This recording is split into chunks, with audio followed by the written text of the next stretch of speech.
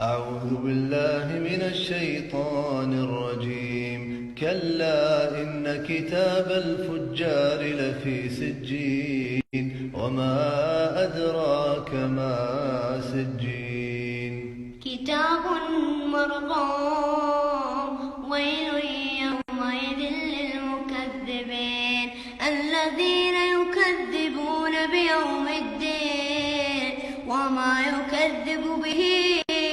إلا كل معتد أثيم إذا تتلى عليه آياتنا قال أساطير الأولين كلا بل ران على قلوبهم ما كانوا يكسبون كلا